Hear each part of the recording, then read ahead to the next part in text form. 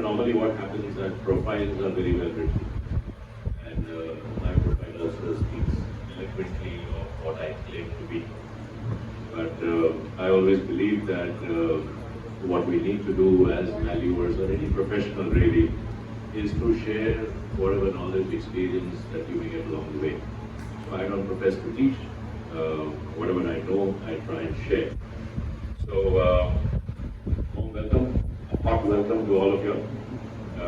Great to see so many people. I'm really envious of the Pune branch because in Mumbai, we don't end up having such large gatherings. So it's very nice, that as a fraternity that you are all in touch with each other. And it's very heartening because, the quiz also sort of refreshes our knowledge and puts a little fun spin, to our serious profession. And of course, you end up learning about things that you normally tend to ignore. For example, the LARR Act. All the LARR Act, it doesn't start with them. So, worth knowing that. I was surprised nobody was required to say the preamble to the Act. That's also very interesting. So, it's going to be a little difficult for me as now I need classes. But anyways, today's subject is the future of valuation.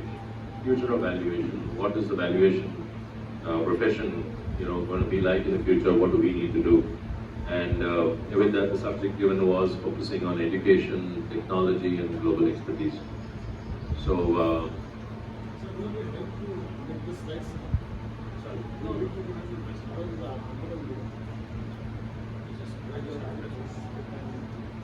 I need to read my notes. That's another classes. So at some point, pardon me, but if I do sit down, it's because I need to read my notes. I'll try and stand most of the time, unless I have difficulty reading that. But education, technology, and global expertise. Now the thing is that with education, I've always believed that education is paramount. Whichever way we get it, we can get it by organized study. We can get it by simply experience and learning, by speaking to experienced valuers, having mentors. There are many ways, by reading books, attending CPs, like this one. And there's a lot that by way you can get educated. And I believe, and I've always believed that continuous education is essential to any kind of profession, especially a profession as serious as ours. Technology and global expertise, these were the two things that were a little, which I didn't really pay much attention to. But technology is everywhere. Technology is in our daily lives. Our mobile phones, who would have thought, 25 years ago, that we'd be able to talk on the streets, when we had to book trunk calls, when we needed to get in touch with anybody. And if you called somebody and landed up at somebody's house, it was all right. And now what technology has also done is that you can't do that anymore without confirming if the person is free. So technology has made us distant, but technology is here to stay. So technology does play and is going to play a very large role. The way we do valuations and the research that we do has also changed. The way we use our regular software, that is happening. And then comes the third part of global expertise. This global expertise is something that many of us may not have thought about, at least I did not, as to what is this global expertise and why do I need global expertise. But going ahead, the world is becoming homogeneous. Borders are now dissolving, not physically, but at least by way of information and the way we do work, that is happening. So hence, at some point in the future, global expertise or global knowledge would also become very important. And these are very interesting topics, that we have for today. I'll share whatever little I have learned about this, and I'll go through the slides, and then if we can have a discussion and share our thoughts, all our thoughts on it. So so one thing is for me to get to know my audience. I did speak to quite a few of y'all, but safe to assume that the majority are real estate valuers, right? And typical clientele would be lending institutions, financial institutions, banks. I'm sure many of you all do lots of valuations and different purposes of valuation, be it for tax or, be it for companies or for accounting standards and what have you. But the majority of valuers in our country typically end up doing valuations for lending institutions. So some of the focus is over there as well. So yes, the importance of education and valuation, I think I've already covered that, the role of technology and leveraging global expertise. Now leveraging, we have the Insolvency and Bankruptcy Code that's come here, introduced in our country in 2016. At some point also, cross-border insolvency and all these things will come about. It's a code, it's a very complex code, and navigating the valuation landscape also of this code is becoming tougher and tougher. And I'm glad that that's happening, because so far, even today we don't have a statute for valuation, and that is unfortunate, but something is happening. Earlier we only had the Wealth Tax Act, which was rudimentary, and the majority of us do work, under the, to get permission or get registered with the income tax authorities under the Wealth Tax Act and do it. And some people don't even need that, and yet they do valuations with whatever they've learned or picked up on the job. But education in valuation is extremely important. I have done 2 masters very late in life. Before that, I thought I knew whatever needed to be done in valuation. And typically our focus goes towards engineering. So there was a big huge cry that only engineers can become valuers, and some people still feel that. However, valuation is a lot more than that. It's multidisciplinary, and along the way we pick up things, but organized education, be it by way of doing a master's degree, or by way of attending educational programs, certificate courses, all of that is very, very important. It is such a dynamic field that the laws are changing and so many things are happening that I cannot stress less the importance of education in our profession. And then again, technology. The lesser said, the better. I am no technology expert, so I cannot expound on that very much.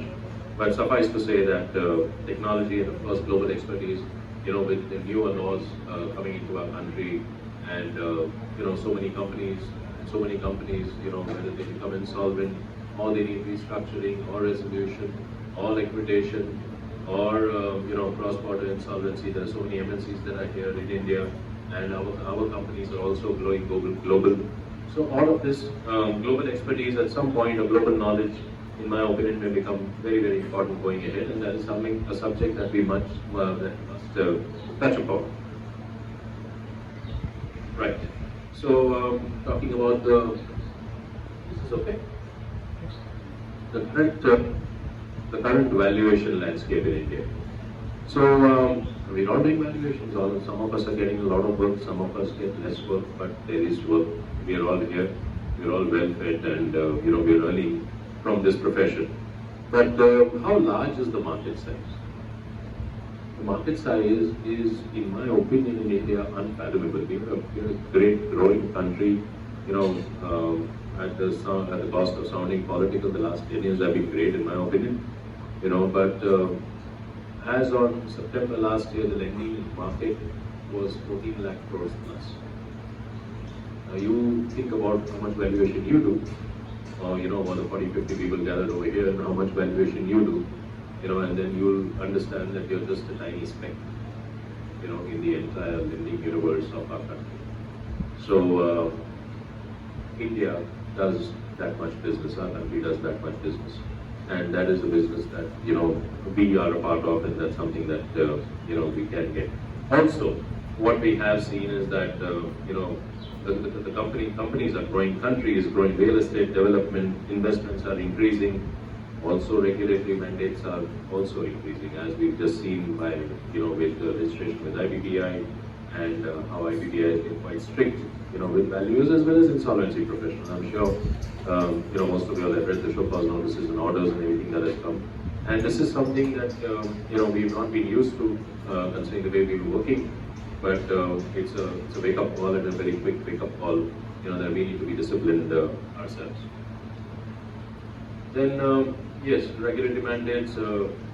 Now financial institutions. Earlier we only had banks, and banks were earlier private and then public sector, and we had only so many banks. But when you look at banks, and when you look at NBFCs or lending institutions, as I like to call them, there are thousands and thousands of them. And sometime a new one is coming along, and somebody is focusing on a certain lending market, and somebody on a certain sector, or on a certain loan pattern, or on a certain amount of advances, etc., etc. So the market is wide open. Now, when the market is wide open, the way I look at it is that it's opportunity for us. Now, when there is an opportunity, I'll talk about my experience a little bit, and maybe some of you all have also had similar experiences where, let's say if we work with banks, and we've got a few banks with us, and we're very happy working for those banks. And we say, "ठीक है, हो गया, हमारा तो काम हो रहा है," and then we become complacent. We become complacent because you get one type of valuation or a few types of valuation. You're an expert at doing those valuations, and that just continues. So you don't think that you need education, and whatever data you've gathered and what you have is working for you all. Your client is accepting it. Nobody's pointing fingers at you. So hence whatever technology you're using to get, all of that is also there. And there's no question of any global knowledge, awareness, or expertise. And hence the focus on today's, presentation is that where we are, which way is it going? So along with that growing, we have valuers who are also growing. Earlier, valuers were engineers. It's not so anymore. You don't need to be an engineer, and a graduate from a different field, can do masters in valuation, do a postgraduate course, and become a bank.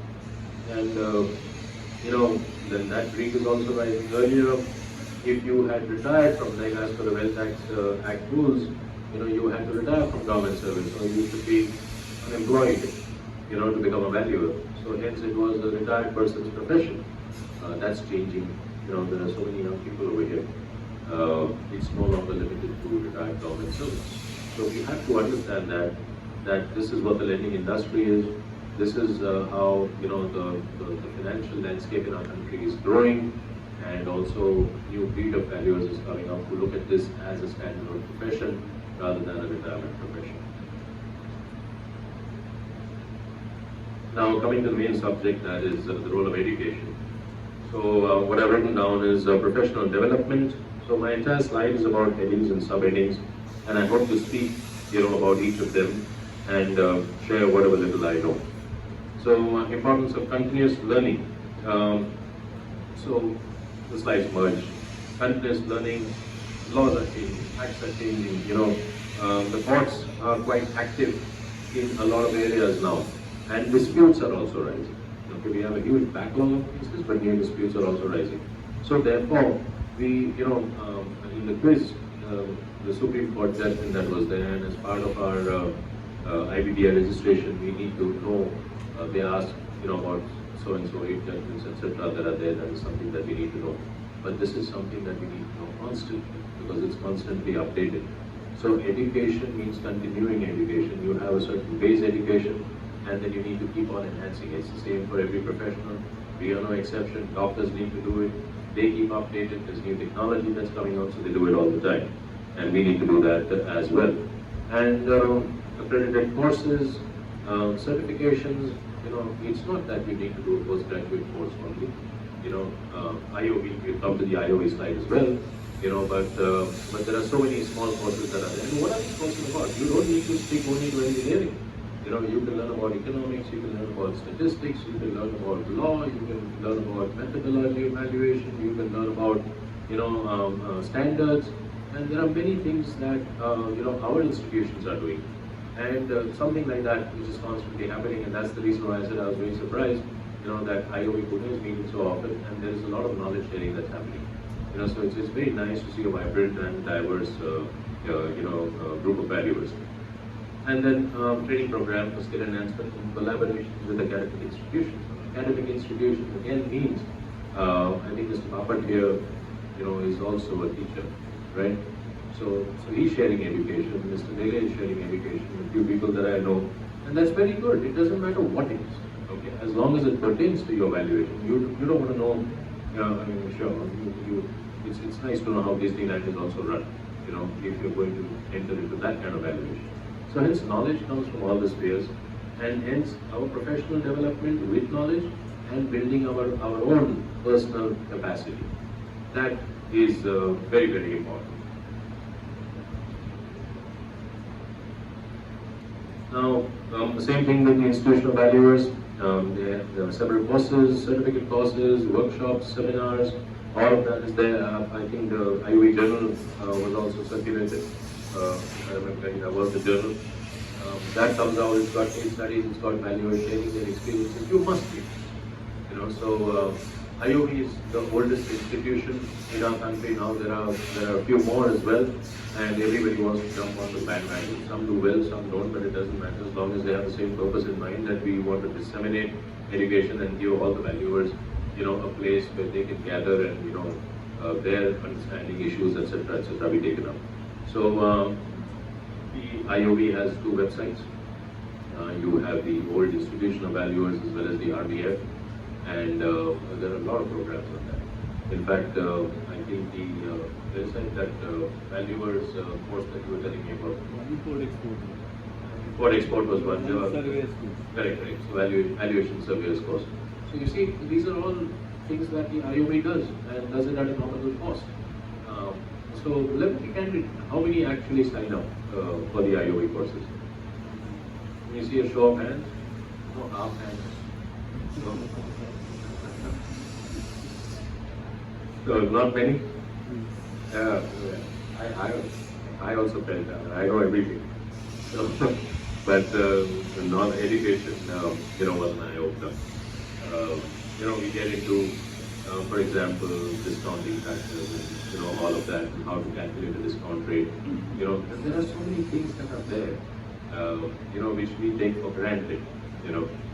So all of these and understanding the core logic behind it is something that you can do by a little bit of organized education. Right. Now, technological advancements in valuation. I'm a little out of my depth over here, and I have studied it. What I knew was a little bit, and I studied it, for the purpose of this presentation. I hope I can do justice to it. So all of us know about artificial intelligence, right?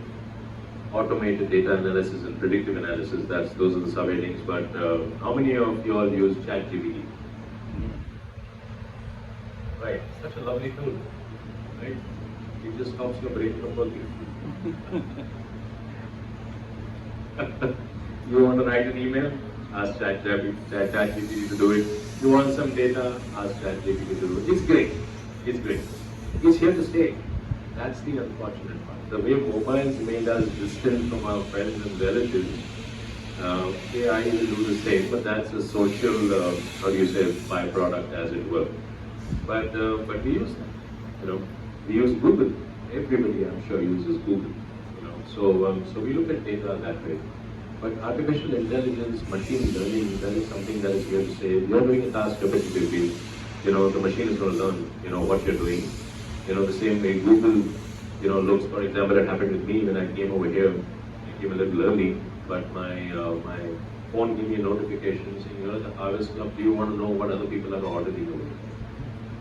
So, that is what it is, and that is here to stay.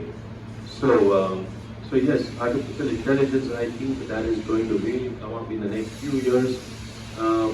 What does that mean for us today, and what is already happening today? So, automating data analysis. I'm sure all of you are using Excel in one form or the other, right? You all refer your older reports and things like that, and the work that you have done. But AI is going to do that job for you the same way ChatGPT does. So if you ask ChatGPT about some question that you may have, and then 3 months later ask a similar question, it refers to your older question and gives you an answer accordingly. Then blockchain technology. How many of you all know blockchain? Cryptocurrency, yes, that uses blockchain. So what is blockchain? So a blockchain again is very complex algorithms where you have data which is there, which is spread across, many computers. I don't know whether it goes into hundreds or thousands, and all of them have a unique signature. So if there is something that you have on one which is shared on others, it becomes very secure because you cannot change that one, document only. the entire chain needs to be done. So it becomes very secure, and any changes made over here, the other computer which is linked would also, block it or would raise an alarm that this is something that is not. Yeah. Okay. And so this is something. So hence blockchain. How much does blockchain affect us? No problem. I myself am not sure. What usefulness is it going to have for us? But that is the way things are happening.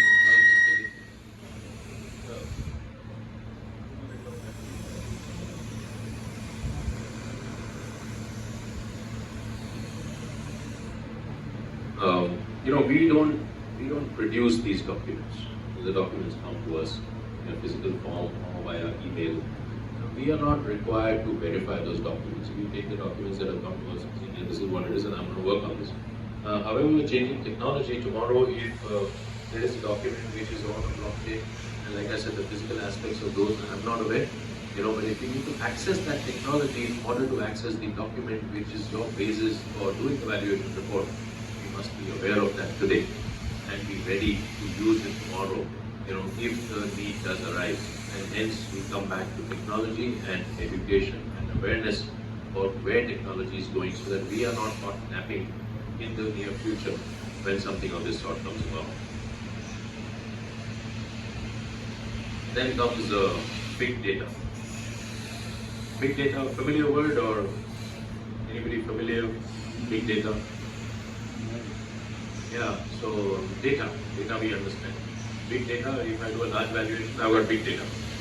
The thing is, big data collects data from several millions of sources. It is something that we physically cannot do. If you have your own database comprising of thousands of valuations, okay, if you're using Excel, searching that data itself is going to be a problem, but then you're limited to your data set, right?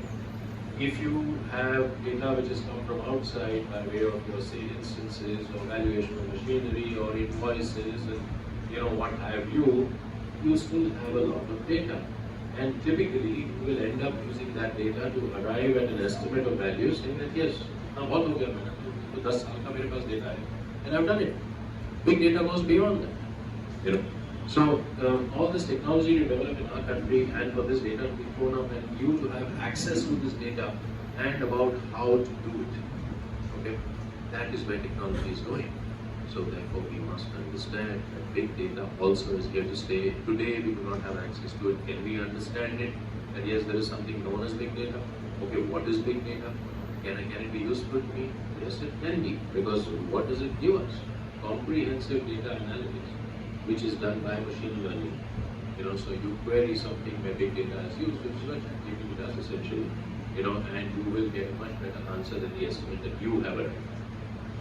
And of course, enhanced decision making, that's what we've been talking about, because you will be able to make an informed decision and give your clients, a more accurate, if we can call it that, estimate of value. So AI, blockchain, big data, things that we don't really use. AI, we just started, dipping our fingers in it, by way of ChatGPT, etc.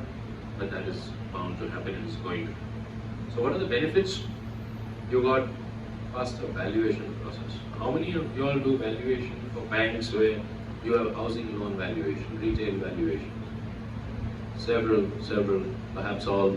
And what does your client tell you? That में काम से हमारा धंधा गया, आपको बहुत जल्दी करके देना है. Now, if you will quickly do it. Now you got used to it, you'll quickly do it. But of course that is very important. And if you have this machine learning, AI, use of big data, etc., what happens? The valuation report is faster, right? So we'll come to that also. And of course, reduced human error. A calculator doesn't make a mistake. There are some humans also who don't make mistakes, and we pride ourselves on not making those mistakes. But a machine typically does not. So therefore, efficiency and accuracy is what the technological integration does. Cost effectiveness. We come to the cost part also later. But cost effectiveness because of lower operational costs. If you're looking at your own data and you need you're employing a few people to look into it and searching all of that, the machine is going to do it like this, right? Then improved ROI, obviously, and client satisfaction, which gives better service delivery and increased trust. That's another big factor that plagues us in valuation, the way it is structured in our country, right? So, because our banks are asking us, we don't trust you, please give us indemnity bond. And I won't touch upon the subject of indemnity bond, it's very controversial. But banks, they don't trust you. So to develop this trust also, where you say that this is technology that I have integrated, okay, this is how error-free it can be, this is how I process my data, this is where I got my data from, and hence I'm giving you a more accurate estimate of valuation. I think that helps build, client trust as well. Then yes, AI and blockchain. So blockchain, I think I've said upon, but today, tomorrow, when same needs are there, etc., blockchain may get used, depending on how we process our data. But AI, how does that work in valuation? I'm sure everybody's heard about automated evaluation models. How many of you all use software? Does anybody use? So there's one gentleman who uses it. Of course, he's designed it as well. Yeah. So, Mandar Kandre. I had the pleasure of interacting with Mandar a few years ago, when he had done it, and he's done a lot of work. Now, who can design this? Somebody who is a valuer, who understands what you're doing, can design an AVM for you. There are several AVMs that are available all across the world. And going ahead, looking at the data that is processed, whether it's yours or coming from outside or big data or whatever you want to call it, if that software can take care of that, what it is going to turn out to be is an EVM, an automated valuation model. And an automated valuation model, if it works for you, where you understand that yes, this is throwing up the correct estimate of value, where I, as a valuer, have trust in that AVM, okay, is going to increase your efficiency, trust, and everything that went on the previous slide. So, and blockchain, like I said, whenever that happens for us, to be able to use data from that blockchain, we don't get into it, because we don't get into all the legalities and, all of that, but to more of your question, and this also happens, because that's the way our banks function, is that you rely on a photocopy of the same deed. They obviously do not expect it. How do you expect me to have the original of the same, right? But now that's a doctored copy. So, and that has happened also. It doesn't matter whether it's your fault or not, but you have a doctored copy, and hence your valuation is wrong. That's what happens. But with blockchain, that may not happen. Okay. So hence, for us to be aware and have the openness of mind that tomorrow this happens, I need to be prepared in order to do this, in order to access that, in order to understand it, in order to learn it.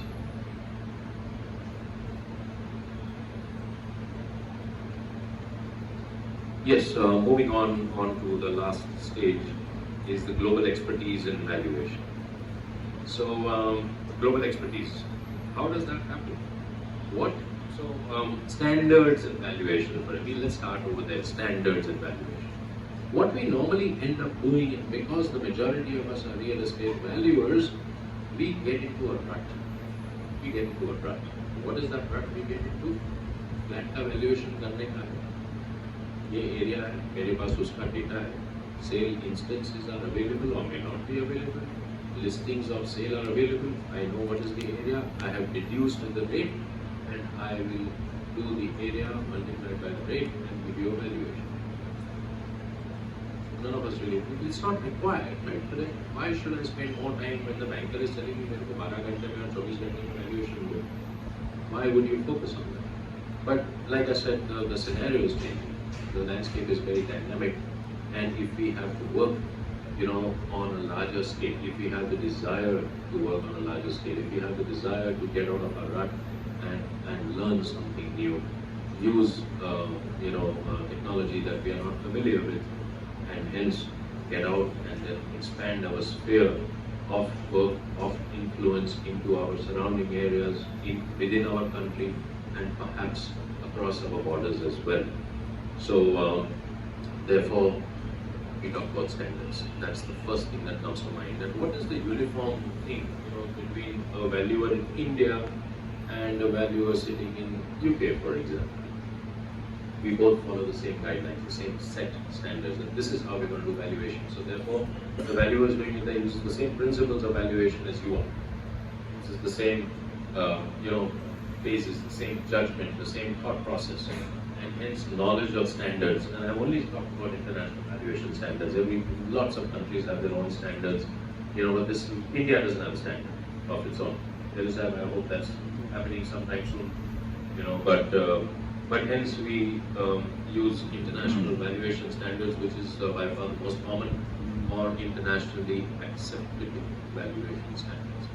So for us to learn that and hence inch towards being a global valuer. Okay, even if you don't do valuation abroad, that increases client standards, your credibility. Many banks tell us, that, and then you sign and you say, yes, I've done it as per international value. Many of you all, I'm sure you'll have, right? You've done it as per IVs, right? We sign it, we all sign that. Do you do that? No, you don't. No, you don't. Okay. Can anybody here tell me about the ideas and what the scope of work is, for example? It's very different from a bank's format. Bank gives you a format and says, sign karo, I've done it as per IBS and I've done it as per IBA handbook on policy. There are contradictions. Okay, so what do? We have to eat. So we sign it. But it's okay. I'm not being judgmental on you signing the report. Okay. I'm no different. I'm one of you all. So I'm no different. But the thing is, at least we should know what the standards are and understand that these standards are something that is used in several countries. So a valuer in India would be similar to a valuer in Belgium, for example. So hence the importance of standards. Then comes, yes, if we do have the desire for global partnerships, right? If we have the desire. What does that do? There are few there are a lot of international valuations / real estate firms that already have a presence in our country, and I'm sure you all have suffered it also. हमको तो छोटा ही काम मिलेगा, बड़ा काम तो गया वो JLL or what is that, Pro or what have you. So they're already here, right? And some have come in by partnerships with our own valuers firms. That is also happening. So that valuer or valuer's firm is looking and saying, we're ambitious, we want to grow, so hence we're going to do this. And of course, there are several benefits to that, where there is knowledge exchange, collaboration, you learn new methodologies, you understand how work is happening abroad, you understand the lending landscape, even if you stick to that abroad, and that enhances your knowledge, of course, and of course the money that it brings you. So that is important as well. So if we have a desire to grow, great. If we do not have a desire to grow, even then understanding, how they work, following their pages, etc., that is something that we can understand, we can accept and say, yes, this is what is happening. Try and get that knowledge so that tomorrow, if something were to happen, or, for example, if an MNC comes in and say, okay, you're practicing independently as a valuer and we want to employ you because you have a lot of knowledge and experience, but you don't know anything about the company. How is that going to help you? And like I said, that since the valuer landscape in our country is changing, the younger people are coming in, it makes a lot of sense for them to do that as well.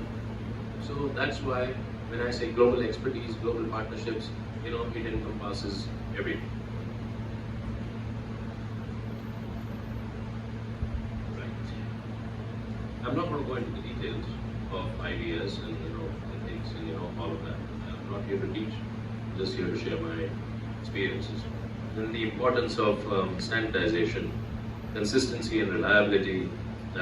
Standardized valuation practice, something that IBS gives you, enhanced credibility. We spoke about that, with your client's trust, and of course how this would help you regulatory compliance.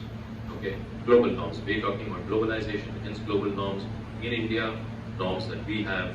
All of that, becomes very important. And what happens is that your valuation will be very rare that your valuation is called into question because you are consistent you are following certain standard, and everything that we do is an board because it's by and large a logical mathematical process that is followed. So hence standardization also in the work that we do. Many times we don't, because I'm working for bank A which tells me do it like this, bank B tells me doesn't do it like this, and some bank wants me to tell me how many window panes are there, and how many latches are there and all of that, but we do that. That's because we also need to survive, but that's the truth. So hence, whenever you do your own, this is something that you must strive to do.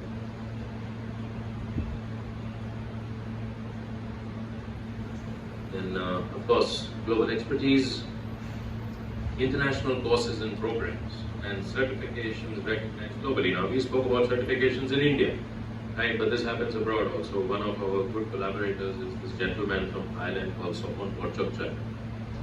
Sopon has his own company which he calls Pickle, and he does a lot of courses. It's great. I love it. I love the way they work, and the Thai people are, of course, very different, though we have the same, perhaps the same heritage, they're very different, the way they conduct themselves and all of that. And, something as easy as that. Okay, now it can happen online. I went and attended one of his training programs. It was great. It was nice. It was informal. It gave me a lot of learning, and I was very happy to do it. Okay, whether it really helps me over here in my profession, I don't care. It gave me knowledge. It will be useful at some point. So therefore, international processes and programs as well, understanding that the opportunities that are coming, before us. And of course, knowledge sharing with conferences, summits, cross-border collaborations, all of that. It's just different words, and what I've said, that stands true. Of course, if somebody has divergent view, it would be great to have a discussion. So yes, especially with the cross-border transactions and all of that. International conferences exposes you to such a diverse group of people who are in the same profession as you. We don't end up knowing, like, the GBS, for example, that happens if we get to know a lot of people, and then you get out of touch. But this is something that is on a global scale. Now, yeah, future trends in valuation, green valuation, ESG criteria. Isn't that amazing? ESG. Has anybody heard that? Can anybody tell me what it stands for? Environmental, social, and governance. Okay. I'm going to step on a line and say that India is not exactly ethical, right? In our daily lives, we end up doing a lot of unethical things which really don't pertain to the valuation profession, but just to our lives. But the entire world is becoming holier than thou. You have to be seen to be proper. You have to be seen to be proper. And now, as part of compliance, the top companies in India, they all need to adhere to certain ESG norms. I'm going to sit down for a few minutes. Now, how many of you all actually do valuations considering ESG factors? Right. Almost none of us do. I'm not going to cast aspersions, but almost none of us do. Is it going to happen? Is it going to be required? Somebody said, yes, we do valuation for banks. Banks may not follow. Tomorrow, if you do valuations for companies, right? You do valuations as per Indian accounting standards, won't this come? This will come. So now, what are we talking about? Future trends? What are we talking about? Education. You have to have knowledge about ESG. So that is happening everywhere. If you work with foreign banks, in some of the work that we do outside of valuation, we are required to sign that we will not bribe, we will be very ethical and all of that. I have to go and work the administration in order to get my work done. Is it possible to be ethical and get it done? It's not possible, right? But we are required to sign it. And I sign it as well. I sign it and then do exactly the opposite. But that's a different matter. The fact is that we need, so therefore if anything happens, it's on you. So now if it's on you, and if the company says that, listen, we need to value these factors, ESG valuation, right? Then it is required. How to calculate it? We need to learn. But before that, we need to learn what is ESG, right? So I'm going to enumerate a few. So E stands for environmental factors.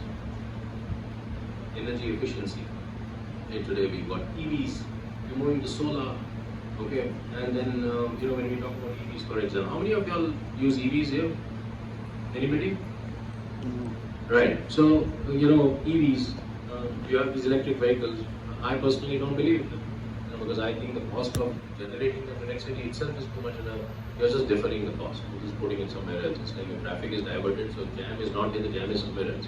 That's what I believe. So therefore, energy efficiency. Really, how efficient is your plant? You have your LEED certified buildings and energy efficient buildings and all of that. So obviously there is money that is spent over there in order to get that certification, and there are benefits that come from that, whether you're adhering to compliance or that's your marketing point or whatever it may be. But it's important. Similarly, carbon footprint. Okay, we talk about countries' carbon credits and all of that.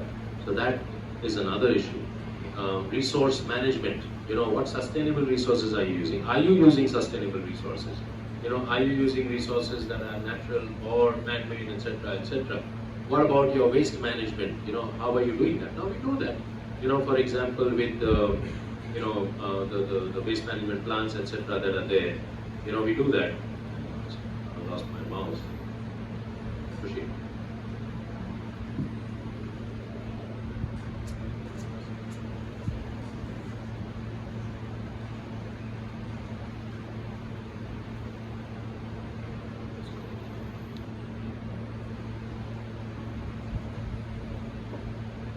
Just a second. Technology is still full of glitches.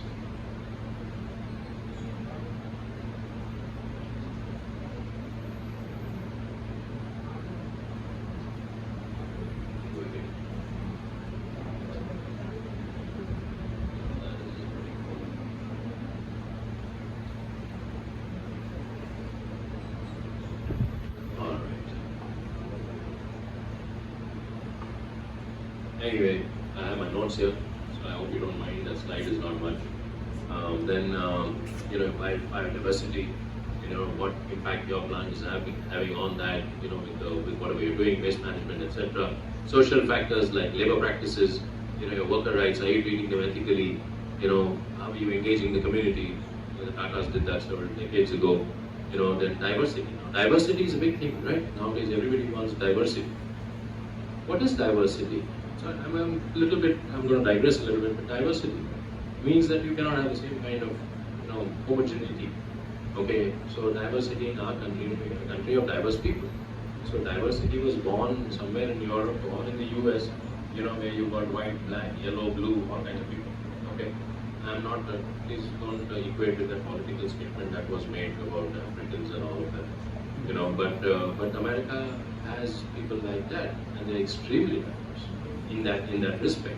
And what happens is that because of the history that they have, they need to bring a certain section of the population up, and hence the thing on diversity. In my opinion, diversity over here also. So, for example, I work with the Society of Automotive Engineers, and we do this event called the SAE Baha. Baha is a finally a project, for engineering students, where they build their own buggy, which is fabricated by them, and then we evaluate it by running that vehicle. Right? Now in engineering, we've seen that the majority is male. And in engineering, there was no female. Right? So therefore, diversity in our country is females. Okay, in these fields, I can see, a lot of, female valuers over here, which is very nice, and I think that, that should happen. That should happen. We're talking about reservation for women, etc., etc. So diversity, inclusion, how your customer relations are. What about human rights? So these are all the social factors that are there. And then governance factors, board structures. Okay, board structure, executive compensation. Are you compensating them properly or no? Now you may think it's my company, got that, right? I'll compensate them the way I want. But it doesn't work like that the moment you're in the public, right? So therefore, compensation, your shareholders' rights, how transparent are you, whether your conduct is ethical, all of that matters. We talk in valuation about conflict of interest, for example. So, for example, if you're board and the KMPs that you have in your company, is there any apparent conflict of interest? Are those declarations made? All of this do affect valuation. So, anyways. So that's about the way the future in our country is going to go. Right. Now I'm going to try this slide business again. I can scroll through this. All right. Challenges in the valuation of this. Regulatory complexity. So we already spoke about standards. Standards also evolve. The International Valuation Standards Council comes up with changed standards. They say, okay, what we did last year was useless. Now this is changed. You're not sitting in judgment whether it was useful or useless, but you need to evolve with the changing standards. So to learn that. Then if we're going to do valuations in our country, state regulations change, state laws change. If you're with property offline valuation, yes, there are certain acts which are there, and state acts also you need to understand. So there are challenges are there. Okay, so the regulatory complexity and then of course regulations with our registration and everything that is happening, and your CEPs and what you need to do. So all of those things are also there. Then technological adoption. Right? We spoke about technology and we said, okay, great ROI and all of that. But it does require an investment. Somebody has worked hard in order to develop that software. Right? And that software is not cheap. Google, if you use enterprise Google email, you'll end up paying 500 rupees per user per month. It's not cheap. While you're using it personally, no problem, it's free of cost. But then, Jio also had a similar, marketing structure. Everything came free, and then, of course, they had deep pockets, they could do that. But everything came free, and now you end up paying for it. So there is, a high initial investment, in software, but it pays over a number of years. Resistance to change, right? So technological adaptation. We don't want to change. We're very happy doing it. Hamara kaam chal raha hai, so why should I do it? Okay. But if we consider that if the future is going in this direction, then that resistance to change will also have to be overcome, and that itself, of course, is a challenge. And then market volatility. Today we are in a stable market. So economic fluctuations, dynamic conditions, all of that is the truth. It's the reality for it. For that, Bajiwala on the streets also, he adapts very quickly to it. But it's the truth for everybody, So therefore, market volatility, how it affects us, how it affects asset values, all of that needs to be considered. And if you say that I've given you a valuation report, and then the lender is going to come after you saying 5 years later saying your valuation report is wrong because he's looking at a value today, and that is also, I'm sure many of us have suffered it, So this is when we adopt the technology, etc., etc. This would help us to operate this. So there are challenges. Nothing comes without challenges, and these challenges we have to try and overcome them to the best of our abilities. Then overcoming them, streamlining regulations. I'm sure all of us individually don't play a role in it, but our institutions don't. So they can do. So hence, compliance processes can be streamlined across institutions. Standards can be harmonized. It's easier said than done, but this is something that we personally cannot do. But what we can do is embrace technology. If we believe that technology is the way future is going, yes, we can embrace it. We can understand it, we can learn it, we can invest in technological solutions, some kind of infrastructure, so if we have, for example, a team, which is, let's say, between 5 and 30 staff members, what we end up doing is either everybody has a laptop, they are working on their own, or we have peer-to-peer connections, etc. But even, let's say, getting a local server, that also is investing in technology. So whatever we can do in order to become technologically better, that is something that we should do and overcome that challenge. Training for technological proficiency, right? So we learn now Python is another language that is going around. I tried understanding it. I haven't overcome that. But when we were learning, there was Fortran and all those languages, which were difficult in those days. And but the thing is, you have to learn it. So hence, getting technologically proficient in some areas, that is a challenge that needs to be overcome. And Yes, risk management, uh, diversified valuation approaches, and robust market analysis. This is very interesting. Um, so what approach do we normally use when we do valuation? Real estate, what approach? Yes. Sorry, I will not know one thing. Yes. Market approach. Market approach. Right. Typically we do that because that's the purpose of the valuation. So we need market. Market में क्या और हमको बताओ इसका market value क्या है? So we do that. But when you have, and that's obvious. But when you have a larger property, you know, whether we actually get into doing our valuation by a different approach and trying to validate the approach that we have chosen, right? So diversified market approach, three approaches to valuation. You know, if we can do that and at least enhance our knowledge, saying, yes, you know what, this is something that is correct, and this factor is something that doesn't come here, or whatever it may be. Okay? When you do that, your risk management, and our profession is full of risk. Okay? That is reduced to a very large extent because you're using proper valuation principles, standards, etc., where you have the knowledge, have the technology, etc., and then robust market analysis. The market that you analyze is the market that you are able to reach. That's all. But today, if somebody were to ask, and what's happening in the real estate market and what is the trend throughout the country on an average or a median basis, etc., we'll be lost.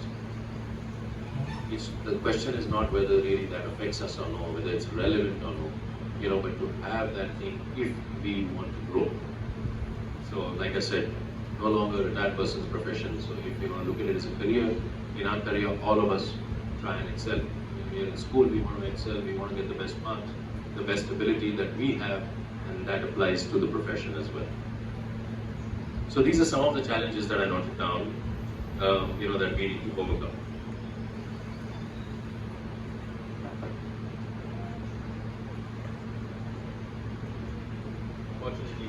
Opportunities, innovation and research for new valuation models. There's so much, you know, when we talk about discounting methods and all of that, there are hundreds of them, you know, so therefore to understand and create our own model which can happen by way of education and technology. I think there's a great opportunity in that. Investing in R&D. Now we spoke about technology and the way you use data, okay? But your own research, okay, which comes again by way of knowledge. So a lot of things, you know, obviously overlap each other, you know, but we have to do that. In any company, one of the departments that is there, for example, it's very easy for us to understand, saying, well, valuation में क्या R&D करने का होता है. However, if you're making a product, I'll explain this, if you're making a product, you will have R&D, right? You're making a toy, you want to make that toy better. Okay, that is true of any profession or any business or any product or service that you're selling, right? Same, Bajiwala also does that, right? He was giving you those plastic pishvis and now he's moved on to maybe something else or he packages it better. All that is all part of R&D, leading to some growth somewhere. So that's an opportunity. Collaborations and partnership, public-private partnership, yeah, sure. That's something that's used, you know, very often, and I've done that over here as well, you know, but for your own industry enhancement, capacity building through skills, enhancing your skills, own skills. Capacity meaning I'm not talking about, you know, from an individual value you become a large firm, you know, but your own individual skills, you know, to enhance those through education and of course continuous professional development. We've already touched upon, you know, these factors. Action plan. Okay, all this is very easy for me to say, right? But integrate AI and blockchain. I don't know about blockchain, so I'm not going to talk much about it. But to integrate AI. Now, AI, big data. Where does this come from? So I'm now telling my audience that sooner or later you need to move towards an AVM. Start looking at it, right? We may disbelieve it. We say, I don't know what value is not abroad, etc., etc. But abroad, because there's opportunity, you know, in the developments or improvements that happen, AVMs work brilliant. Values don't need to go to see the place. Okay, so all of that is already happening. It will happen over here sooner or later. Now we have large towers and things. Oh, all the flats are the same. These are not like our Juna buildings, where things were different. Now it's all the same. So it can happen. And big data analytics. Okay, AVMs would be able to do that for you. Because they are doing machine learning, and they'll be able to do that for you. Then action plan is pursue education. Very, very important. Not enough just to attend CEs. Just not enough. Not enough to attend bi-monthly IOV meets. Sorry, listen, but not enough. Okay. So attend workshops, seminars, whatever opportunity you have. For example, when Mr. Lele said that we met, coincidentally in Delhi, and my only agenda was, I said, I want to get involved. There's some things that I have learned. I don't know whether I can teach or not, but I want to share. That bhav se main gaya. I said, I want to do this. And so, of course, welcome. You can do it. And then, Mr. Lele said, great, we are having this, why don't you come? What was the need for me to come? This is not a valuation subject. I can talk about that, but it's not about valuation, right? So why did I do it? It's a working day. I've not gone. Yesterday was voting, so I didn't attend office. Tomorrow I have a very busy day out of work. But I came because of this. Because there is something that I have learned. There is something where I will interact, with a bunch of values. Maybe I'll share something. Maybe some may accept, some may not accept. But my job is that I have to tell people what I know, and if that is useful to somebody, great. So it is with that fervent passion, that I've done that. So hence workshops, seminars, engaging the values, etc. Even if you know something, for example, if not engineering or some other field that you have a basic education in. Now, I'm an engineer. Now, if you ask me much about commerce or commercial subjects, I don't know much because that's not my basic education. Now, if one of you is, I'd be very happy to attend because then I'll enhance my knowledge. So hence that should be your action plan, that you teach, you train, whatever little you know. You should. The quiz, for example, was very interesting. Okay, I saw that not everything was on valuation, but it's not required for it to be on valuation, right? You can still, there were some law questions, about statutes. The statutes do affect us, but do we need to know? I'll take the same example, the LARR Act. Do we need to know it? Okay, is the preamble important? Right now, where are you going to use it in your valuation report? No, you're going to use the knowledge, what that statute says, but you're not going to copy it. Those sections, or for example, learning TOPA, for example. Why do you know it? And what sections do you need? It's your option, right? But yes, we need to do that.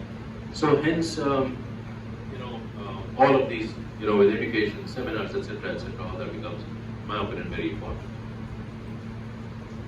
And yes, so the conclusion of this is strategic vision, embrace education, technology, navigate challenges. This is once again, when we do something like this, it's easy for me to say, but this is in essence what the conclusion is, that embrace education, embrace it, okay, whatever level it may be, very important.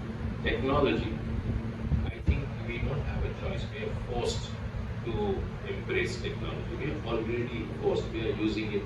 None of us can do without a mobile phone, for example. The most basic thing has become a mobile phone, and our mobile phones don't have buttons. Can you imagine? We've already done that. Our kid knows how to use a mobile phone better than most of us do. So that's happening. That's happening. Okay? And global expertise, if you're so inclined, and even if you're not inclined to understand what's happening in the global environment. And this means what? Means being focused on your work, focused on study, education, knowledge, seminars, etc., etc. And challenges, yes, we need to navigate the challenges, but if an opportunity is coming your way, let's not be complacent. Okay, we are so underdeveloped when it comes to valuation. We are so underdeveloped. Abroad, you go real estate. Valuation is done by real estate brokers, but they have to study. They need to get their certification in order to do that, right? So it doesn't need to be an engineer. You need to have knowledge about how valuations are done. So therefore opportunities, and then of course to challenges that are there, we need to solve those challenges as well. And collaborate for a robust valuation industry. Yes, we are here. Great, it is robust. Across India, maybe not so. We get into our own little issues with fellow valuers. I'm being candid, okay? So please don't get offended, anybody. But we do that, right? We have rivalry with our valuers. And on a practical scale, we'll say, acha, wo na charge karta hai, itna charge karta, right? And then in Uragiri's group chats, we call it mandate snatching. There are so many things, right? So are we robust? We're not. So what do? We need to get rid of those differences, overcome those differences, and say whatever we are doing, we are doing for ourselves, yes, but also for each other. Okay, we don't lose anything by that. When we do that, we as a country today, all of us are caught up. Nationalism is coming again. We are proud of where our country is. We are proud the way we are going. Today we go abroad. We are proud. We are no longer the Bihari country. Sorry, but our own self-esteem has gone up. So why don't we look at our community in the same spirit of nationalism? This is what I feel. That we all need to improve ourselves. On that count. And with that, I have said what I had to. I don't know how much time I took. Okay. I don't know how much time.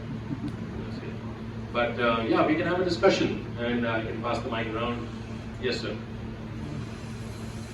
I'll try and answer, but there are many more seasoned professionals over here who can do that better. Here. Do you have any format on the ESG evaluation?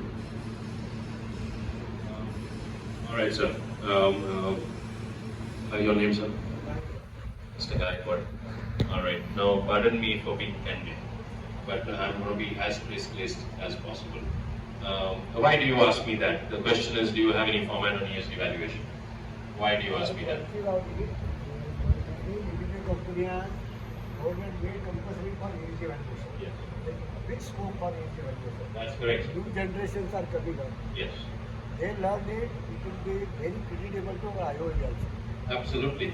Absolutely. Mr. Gaikwad's view is that yes, we should learn it because he agrees and concurs, with the presentation saying that yes, there is a huge scope, especially for youngsters. They can grasp all these ideas better, and all of that. So yes, I agree with that. When it comes to formats for valuation, this is something that I'm principally opposed to. So I'm sorry, I don't mean to offend you, but when it comes to formats, because I have had people asking me about this. But what we need to do in doing that, understanding the importance of ESG valuation, what we need to understand is the E and the S and the G. What are the factors that are useful or relevant to that valuation that we are doing out of the hundreds of factors in each of them, and then shortlisting those factors which are important, and then understanding how we are going to calculate those factors. The only parallel that I draw over here is, for example, if you're valuing contaminated land. How would you value contaminated land? It's contaminated, right? So it's very simple. There's a cost of remediation. That is what you would consider. So all of these work in a similar fashion. If our principles are strong, we will have no challenges to the complexity of the valuation reports. That is what I mean. I hope I was able to answer some part of your questions. Right, anybody else wants to say anything? It doesn't have to be questions. I'm not know-all.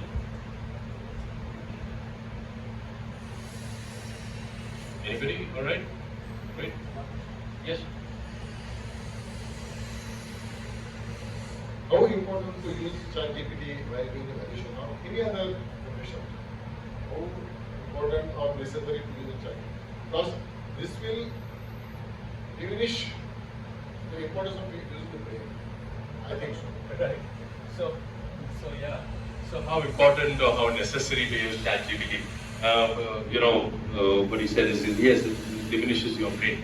I agree with you. That's what I said at the beginning.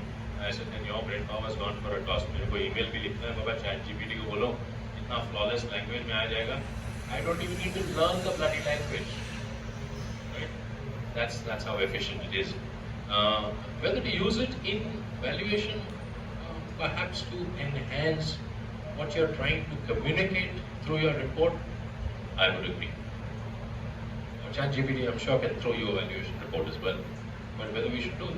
No, absolutely not. Absolutely not. But that is my view. I think if you do that, I think it'll be great. Our resident software expert has something to say on ChatGPT. There you go. ChatGPT is good to make it present. Yeah. How does that look? So yeah, well, it's a useful tool. You know, it's how much you use it. Every tool is useful. थोड़ा है आजकल उसमें जोर से भी मार सकता है और धीरे भी मार सकता है. So it's up to you, you know, where you want to use it. So yeah, and he's a chisel, and we just ask this as well. If you don't want to go.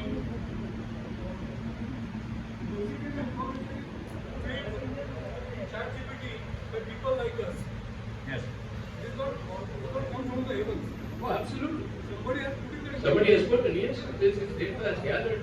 You know, and by the way, what you put on ChatGPT, it remembers. Remember that. It is going to use it in some form for somebody else. That's true as well. And yes, of course, it's all human built. Many times we say that write valuation report in a speaking language, not write a speaking report. So, but so many valuers are not good at writing in a correct grammatical way. So that time ChatGPT helps. Like whatever you write, you just put in that and make it grammatically correct. Then the beautiful sentences will come out of the same meaning of it. So. Excellent point.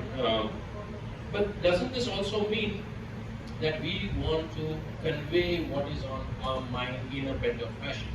You see, a speaking report, the report has to be elaborate enough, right?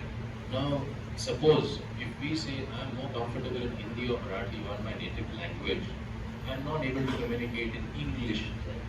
No, absolutely. But then you need to also have the ability to understand that English that ChatGPT throws up to you and say, is this correct? Is this what I'm trying to communicate? Okay. But if, like I said, you know, like he said, your brain goes for a toss, then you're not using your brains. So at some point, you have to use ChatGPT to translate everything that you've written. You know, say, हाँ पहली बार तो बराबर किया था, 10 time try किया तो भी बराबर था, 11वीं बार तो डाल दो, बाद में पढ़ने का भी जरूरत नहीं. That is the complacency factor, or that is where our comfort will set in. So therefore, yes, certainly use it in pieces, use it in bits. I can't say I don't use it. I use it as well when I'm at a loss for words, or if I think that this is not something that I'm communicating in the right language, I'll go and ask. I said, okay, can we put this in a better way? But I write what I want to communicate, and then it gives me a better form, which I may use, not use, modify and use. I never ever use ChatGPT the way it throws it up to me. So yes, certainly use it, enhance your skills in the same fashion, right? And if you think it's good, pay for it and get a better version. Sorry, sir? Chat will trouble you for in case of any difficulty. Who troubles you? Can we trouble you? Oh, for ChatGPT? No, for Oh, anytime. I'll share my cards, no problem at all. But I'm no know-it-all. I'm just a small valuer. Much less experienced than many of you all over here. So it's just that there are certain things which you catch along the way, and if you feel you can share it with some people, that's great. I believe in it, and that's why I'm here. But certainly, yes, you can have my number. I think I have it up. There it is. So yes, no problem. If I can help somebody, I'll be very happy to. Great. Anybody else? Sir?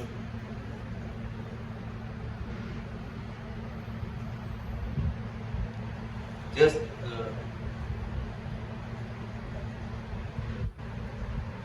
few thoughts came in my mind. I will just express it. पहिलं म्हणजे आता chat GPT चाललं होतं. काल त्याला 300 शब्दात निबंध लिहायला सांगितला. 2 माणसं मारली त्यांनी.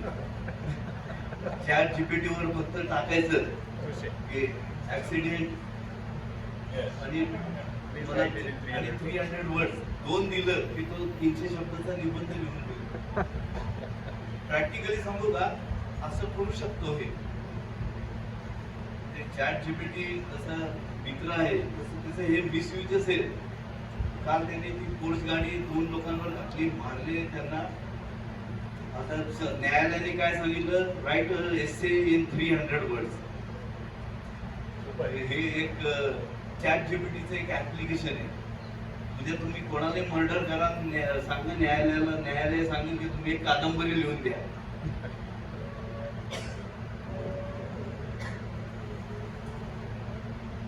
ब्लॉकचेन बद्दल माझ्या मनात आलं when you were telling about the blockchain की Maharashtra state we have ready reckoner online, registration online, and we can retrieve data index to or documents. Is it a blockchain? I don't know about that. I'm not a technical. It is a blockchain. It is blockchain. So till today I was not getting example of blockchain. I just thought it is blockchain and big data. Okay. So the example of blockchain and big data is our IGR department. So but I can surely say, other than Maharashtra, in no state of India, the registrations are in such an advanced stage and a realistic stage, I can say.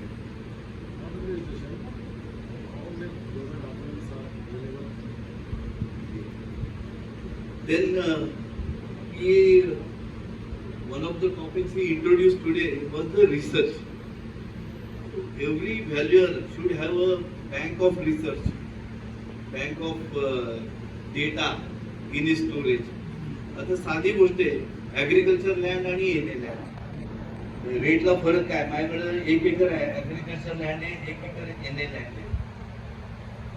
Wisely काही वेळा काय करतात, value वाढवून द्यायची असली की एनएचा जो rate आहे तो त्या ऍग्रिकल्चरला लावतात आणि गणित संपतं. पण याच्यासाठी म्हणलं ना, पोटेन्शियल एनए वगैरे शब्द वापरायचे आपल्याला हवे ते, उत्तर त्याला हवं ते मिळतं आणि शिक्षा आपल्याला हवी ती मिळते. आपल्याकडे एक रिसर्च बँक पाहिजे याच्यासाठी, किंवा एखादा इंडस्ट्रियल प्लॉट आहे आणि बाजूलाच त्याच्या रेसिडेन्शियल झोन आहे. What is relation between them, industry to residential. नंतर रेंट टू रेट हा तर रिसर्च सगळ्यांच्याकडे आहेच. असं मी अश्यूम करतो की रेट ऑफ इंटरेस्ट काय रेसिडेन्शियलला 3% येतोय, कमर्शियलला 5% येतोय, शॉपिंगला 10-12% येतोय. हा डेटा सगळ्यांच्याकडे आहेच असं मी धरतो. कारण उद्या कुठं तुम्ही इन्कम कॅपिटलायझेशननी व्हॅल्युएशन करायला गेला तर what supportive material you will produce. 10% मी रेट ऑफ इंटरेस्ट घेतला, कशामुळे? काहीतरी तुमच्यापाशी डेटा पाहिजे की बाबा I have 20 evidences of sales, 20 evidences of rent, त्यामुळे मी हा रेट ऑफ इंटरेस्ट काढला. आणि इट इज डायनॅमिक, म्हणजे आजचा जो आहे तो उद्याला राहत नाही. So in property market it is not a daily dynamic like share market, but it is dynamic at least yearly. So every year we should have that data backup and research. That's what you motivated all of us. Then one more thing you said, शाळेमध्ये असताना आम्ही एक वचन शिकलो होतो, केल्याने देशात पंडित मैत्री सभेत संचार, मनुष्या चातुर्य येत असे फार. माणूस हुशार केव्हा होतो, पहिलं केल्याने देशात. जसं आम्ही व्हॅल्युएशन मध्ये आम्हाला 4 लोक केव्हा ओळखायला लागली, तर आय रिमेंबर 98 किंवा 99 साली पहिल्यांदा माझा मित्र अशोक मुंशी त्यांनी मला इंट्रोड्यूस केलं या इन्स्टिट्यूटला. आणि तो म्हणला चल आपण आहे ना 2 जणच जायचं दरवर्षी आणि छान फिरून यायचं. यांचा सेमिनार असतो इन्स्टिट्यूशन ऑफ व्हॅल्युअर्सचा. मग आम्ही भुवनेश्वरला गेलो, अलाहाबादला गेलो, बऱ्याच ठिकाणी गेलो आणि खरोखरीच 4 ओळखी झाल्या आणि 4 चांगले लोक भेटले. तुमचं आपोआप ग्लोबलायझेशन होतं. ओनली थिंग देवाने तुम्हाला जे तोंड दिलंय ते असं गटारासारखं संजय राऊत सारखं नाही करायचं, तोंडाचं संजय राऊत नाही करायचं. छान त्याचे दुसऱ्याशी गप्पा मारा, दुसऱ्याशी बोला आणि you enhance your field, enhance your scope. It automatically happens. तुम्हाला काही करावं लागत नाही. तिथं फार अपेक्षा ठेवूनही जायचं नसतं, एन्जॉय करायला जा. 2 दिवस तिथं 4 लोक भेटतात त्यांच्याशी, पण भेटा आणि बोला तरच त्या तोंडाचा उपयोग आहे, नाहीतर इट इज अ वेस्ट. तर ते गेल्याने देशाकडं म्हणजे हे आता त्याच्या पुढं मला एक आता सुचलं when you spoke about Sopan projective, तर ज्यांना कोणाला बँकॉकला यायचं आहे तर मी सेमिनार त्यांच्याशी टायअप करून ऑर्गनाईज करतो. बँकॉकला गेलो तर आपल्यालाही एक ग्लोबल प्लॅटफॉर्म मिळेल, कारण आपण केव्हा करणार ग्लोबल व्हॅल्युएशन? इथं बसून तर होत नाही. असेल माझा हरी तर डील खाटल्यावरही असं होत नाही. आपला हरी आपल्यापाशी यायला आपण हरीपाशी जायला काहीतरी करायला पाहिजे ना. तर बघा सगळेजण विचार करा, बँकॉकला आपण एक 4-5 दिवसाचं ट्रिप करू आणि त्याचं 3 दिवसाचं आहे ना I think workshop, 3 day workshop आहे. आपण 3 डे वर्कशॉप तो अटेंड करू आणि त्यांची इच्छा असेल तर जेव्हा त्यांचा ग्लोबल इव्हेंट सारखे असतात त्या सोपनचे, तर आपण तिकडे जाऊ. 4 लोक विविध देशातले भेटतील. काय सांगावं, एखादा टायप झाला एखाद्याचा तरी एकाचं काम झालं तरी त्याच्यातनं 10 जणांचं काहीतरी होतं की यांनी केलं आता मला पण कसं करायला पाहिजे. मग असं करून तुम्हाला 10 लोक मोटिवेट होतात. तर तुमचा इंटरेस्ट तुम्ही फक्त व्हॉट्सअपवर जरी देवेंद्रकडे पाठवला तरी एक 10 लोक झाले तरी हैदराबादचे 13 लोक जाऊन आले. जे 4 लेडीज होत्या आणि 9 जेंट्स होते. असे हैदराबादचे 10 लोक जाऊन आले आणि they are started getting benefits. आणि तिथं युरोपमधले लोक आले होते, हे बाकी सगळीकडनं आले होते. तर ग्लोबल टाईप तुमचं व्हायचं केव्हा होणार? नुसतं ते ब्लॅक मनी ऍक्टच्या अंडर सेक्शन 77चं रजिस्ट्रेशन घेऊन तुमचं ग्लोबलायझेशन होणार नाही. एकही केस येणार नाही. फक्त तुमचे 5,000 रुपये त्यांच्याकडे जातील इन्कम टॅक्स डिपार्टमेंटकडे. करून द्या तुम्ही. साधारण सांगू का, हे सगळं मिळून 40-50च्या घरात जातं. बरोबर आहे? Not expensive. आपल्या इथं केरळला जाणं आणि बँकॉकला जाणं एकच खर्च आहे. Maybe cheaper. But when I went, there were valuers from Japan, from Austria, from Australia, from Philippines, and it was lovely getting to know from Uganda. So, yeah, sorry. So when I went to do this course, 3 days course on valuation of complex properties, and valuers from all across the world were there. You know, from Japan, from Uganda, Austria, Australia, Philippines, and we are still in touch. We are still in touch. So what happens is that now the friend you made in Australia, you know, is doing evaluation for a company whose property is there in India. That's where you come in, and that is what Mr. Lele is trying to emphasize. Over to you, sir. Now it is globalisation. म्हणजे आता मला जर का बँगलोरचं valuation करायला असलं तर मी बँगलोरला माझे पुष्कळ आता व्हॅल्युअर मित्र आहेत आपल्या इन्स्टिट्यूशनमुळे. कुठं चेन्नईत जायचंय, कुठं दिल्लीत जायचंय. फार परवा मी काश्मीरला गेलो तरी तिथलं 2 व्हॅल्युअर शोधून काढले मी. उपयोग त्यांचा फारसा झाला नाही, पण यू गेट अ सपोर्ट. निदान तिथं रजिस्ट्रेशन ऑफिस कुठे, त्यांना सेल इन्स्टन्स वगैरे ते फार अजून काश्मीरपर्यंत दूरची गोष्ट आहे.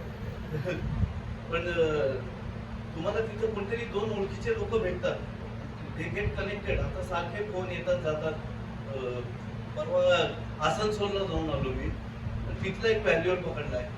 तिथं त्याला सांगितलं की बाबा तुम्ही ग्रुप फॉर्म करा, विल इंटरॅक्ट. तर त्याच्याशी इंटरॅक्शन सुरू झाले. म्हणजे असे तुम्हाला देशभर मित्र असले तर तुमचं काम सोपं होणार ना.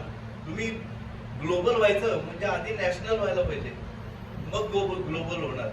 इथं आम्हाला नांदेडचं व्हॅल्युएशन कर म्हटलं तरी मला शोधावं लागतंय कोण आहे नांदेडला आपलं.